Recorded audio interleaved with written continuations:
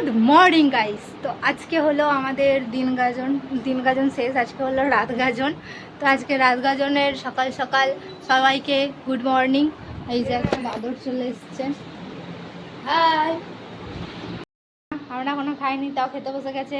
তুমি কি এটা ঠিক করেছো? একটা পরবের দিনে তোমার মেয়েরা খায়নি আর তুমি বসে গেছো খেতে? কি বললে?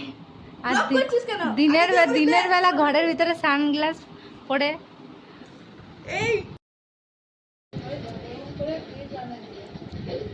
এই বাড়ি কোনো গেস্ট এলে আমরা শুধু শুধু বসে বসে খেতে দিই না, আমরা কাজ করিয়ে তারপরে খেতে দিই।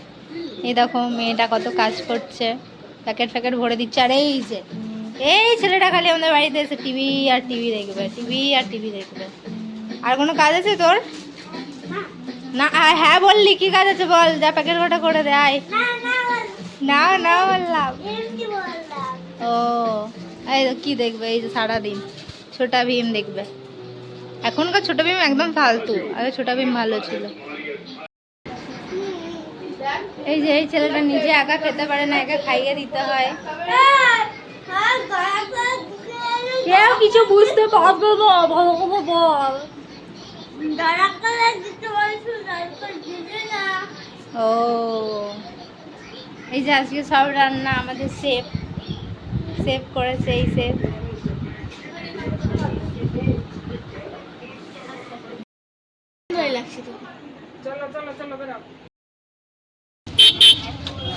এই যে আমাদের গাজনের প্রথম গেট, এখান থেকে শুরু হচ্ছে, এবারে পরপর আছেই।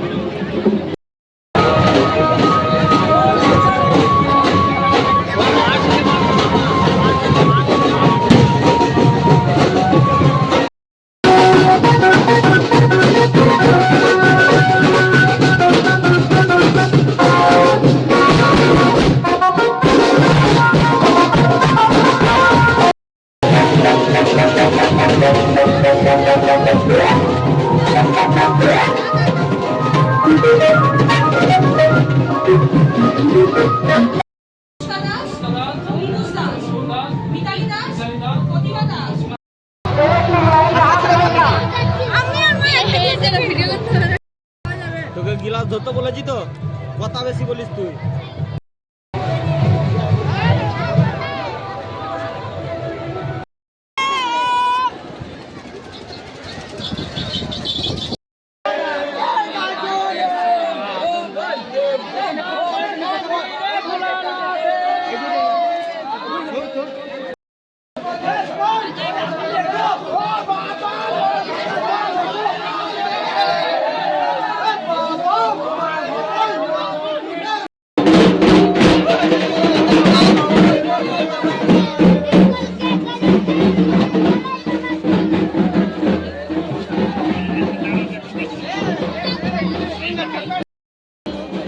মিষ্টি দোকানের সামনে তো দেয় না, ও দিয়েছিল মিষ্টি দোকানের সামনে, ওই যে আইসক্রিম দিল তখন দিয়েছিল, আবার বললো তো দিলে।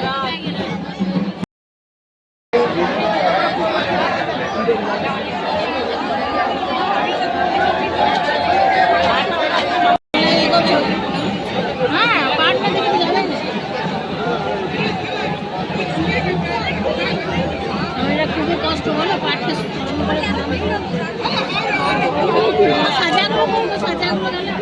মানে কি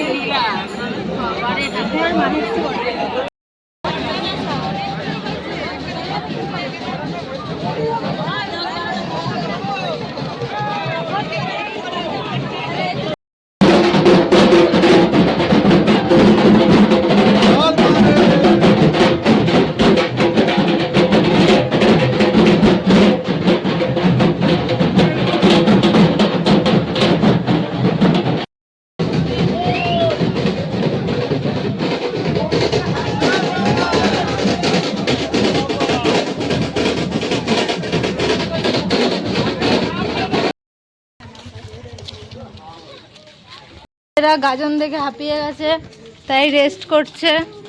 আমাদের রেস্ট করার জন্য যেতে হলে এখন অনেকটা যেতে হবে। এরা পাগল হয়ে গেছে এত গাজন ফাজন দেখে। কেমন লাগলো গাজন ফাজন দেখে? গাজন দেখতে ভালো লেগেছে, কিন্তু এখন হেঁটে যেতে কষ্ট লাগছে। কেমন লাগলো গাজন? মা, কেমন লাগলো গাজন? আর এখন হেঁটে যেতে কেমন লাগছে? ও হো হো হো হো হো। তো চলো গাইস, গুড নাইট। আমাদের বড়জোড়ার গাজন শেষ হয়ে গেছে। সবাইকে শুভ নববর্ষ।